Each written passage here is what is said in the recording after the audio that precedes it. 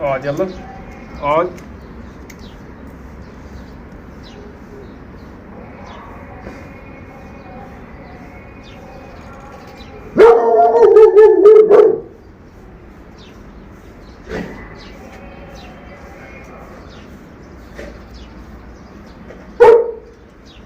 ازيكم يا جماعه، عاملين ايه؟ يا رب تكونوا بخير. النهارده هنتكلم عن مشكله لسه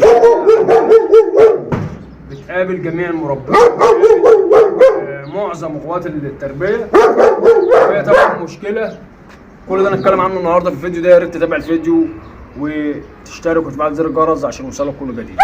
نكمل الفيديو.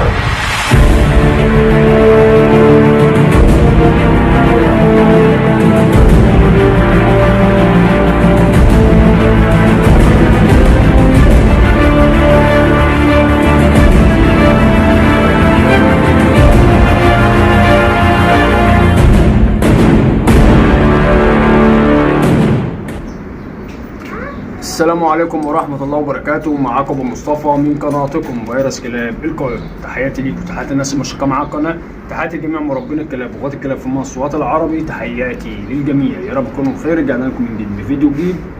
طبعا عذرا بقى يا جماعة لأن الواحد طبعا صايم، ربنا يتقبل منا صيامنا وصيامكم إن شاء الله بأمر الله، ورمضان كريم عليكم وعلينا وعلى الجميع يا رب. كل سنة وحضراتكم طيبين. طبعا ده ضيف جديد من القاهرة، من منطقة الأميرية، تبع الاستاذ عمر. تحياتي ليك يا باشا، وتحياتي على الثقه اللي انت اديتها لنا وشرفتنا المزرعه علشان ان احنا نعالج كلبك او نشوف. طبعا يا جماعه الكلب ده كوبر عنده 3 سنين ونص، حجمه زي ما انتم شايفين كده، بس للاسف شعره كله بيتساقط وقشره فظيعه زي ما انتم شفتوا في الفيديو كده، زي ما انتم شايفين اهو. قشره رهيبه جدا جدا جدا اهو. هتعمل كده تلاقي اطنان من القشور، اطنان من القشور زي ما انتم شايفين كده. يكون الفيديو واضح والكاميرا واضحه. اطنان من القشور الجافه،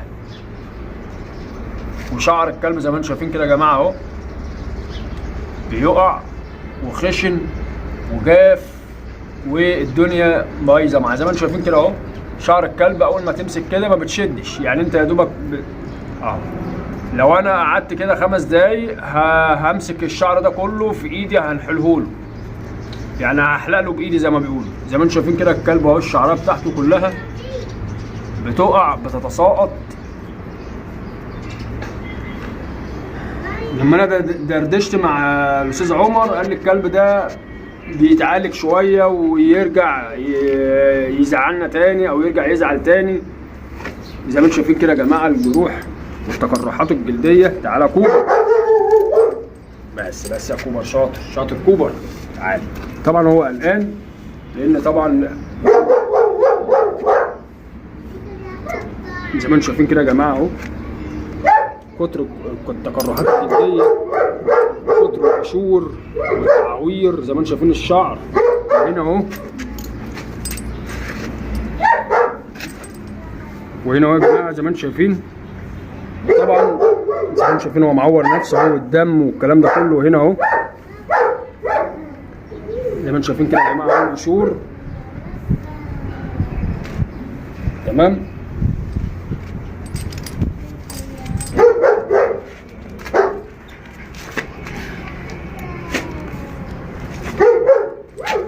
زي ما انتم شايفين كده يا جماعه اهو، بتعمل بس اتجاه عكس الشعرايه، الشعرايه بتطلع في ايدك.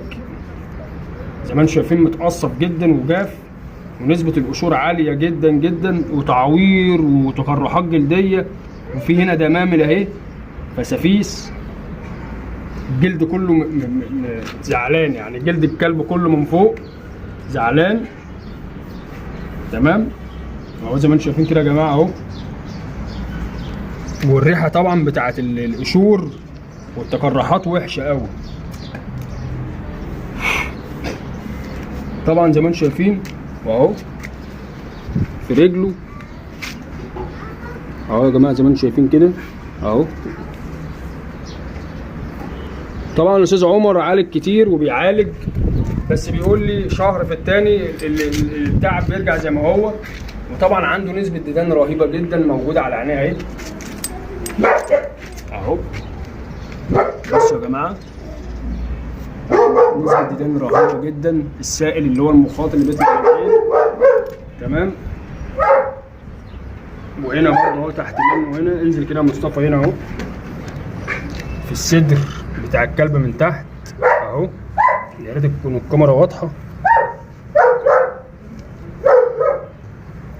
طبعا هو قلقان لان طبعا بقاله فترة ما خرجش طبعا لحد غريب او لحد يعني كده، علشان كده الكلب قلقان. طبعا حبينا ان احنا نوري حضراتكم المشاكل اللي عنده اهو، تحوير والتقرحات الجلديه زياده عن اللزوم جدا جدا. بصوا يا جماعه، بصوا يا جماعه، اكنك بتحط معجون على الشعر، اكنك بتحط معجون ابيض اهو. بس زي ما انتم شايفين كده يا جماعه اهو. كلب طبعا لو هو حالته كويسه هيكون ليه شعر كويس، وهيكون صحته كويسه، وهيكون حجمه اكتر من كده. الكلب طبعا خاسس جدا زي ما انتم شايفين، قشره اهي. وطبعا الكلب مريل زي ما انتم شايفين كده يا جماعه. ده الرياله طول ما الكلب مريل كده الكلب تعبان. طول ما الكلب مريل كده ما بين سنانه وما بين اللثه بتاعته يبقى الكلب تعبان. بصوا يا جماعه الرياله ما بين الايه السنان اهو، الرياله ما بين السنان كده يبقى الكلب كده تعبان. تمام. يا رب يكون الفيديو عجبكم. والتشخيص والحاجات دي طبعا يا جماعه، طبعا الكلب هنا عنده امراض جلديه مزمنه رهيبه جدا، لان في الاول وفي الاخر ما تعالجش صح، اتعالج العرض انما ما تعالجش المرض. والاستاذ عمر بيقول لي كان كل شهر كل شهرين ياخد علاجات والمشكله تخف وترجع تاني، لحد ما وصل اللي هو جرب معاه جميع العلاجات لحد ما وصل بقى والكلب مش قابل اي علاجات. ده بقى هو المفهوم الخطأ. علشان كذا مره بننبه ونحذر من حقن الافيل والكورتيزون والكلام الخطأ اللي انتشر على السوشيال ميديا، لان الكلام ده كله يا جماعه بيعالج لحظي. يعني ايه بيعالج لحظي؟ يعني بيعالج النهارده وبكره وبعد كده بيرجع يرد تاني المشكله لو افظع منها. عشان كده بنقول احذروا من الافيل والديكساميثاسون، واحذروا من اي حد يقول لكم ادي للكلب بتاعك افيل وديكساميثاسون. ده يا جماعه جاهل. تمام. عشان كده بنقول احذروا من المربين وغوات الكلاب الجهلاء. تمام. مش اي حد يا جماعه عشان عنده مشتركين كتير او قليل، او اي حد يا جماعه يمسك التليفون ويصور فيديو ويعالج يقول لك انا بعالج. لا يا جماعه، مش اي حد يا جماعه يمسك سن الابره ويدي للكلب حقن يقول لك انا بعالج. مش هو ده. في معلومات تقليديه كتير جدا على اليوتيوب وعلى الساحه الاعلاميه والسوشيال ميديا، كلها اخطاء تقليديه وعلاج تقليدي. عشان كده الحمد لله بفضل ربنا معظم الحالات اللي جات لنا عالجناها الحمد لله بفضل ربنا. بصوا يا جماعه زي ما انتم شايفين الرياله. بصوا يا جماعه الرياله اهي، الرياله اهي. كلب مريل مندي من بقه، ده طبعا مريض تعبان بسبب المشاكل اللي عنده، لانه هو طبعا مش قادر يتحمل وبياكل شويه وما بياكلش شويه ومش عارف ايه. زي ما انتم شايفين الكلب يعتبر معضم من فوق اهو، وزي ما انتم شايفين اهو.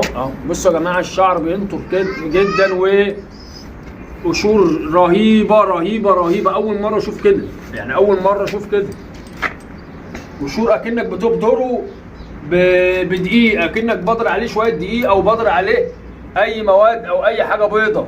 بصوا يا جماعه، بصوا يا جماعه نسبه القشور مهما تعمل كده ما في القشور بتطلع تاني، يعني بتتجدد. طبعا ده مرضي ناقص حاجات كتير جدا في جسمه.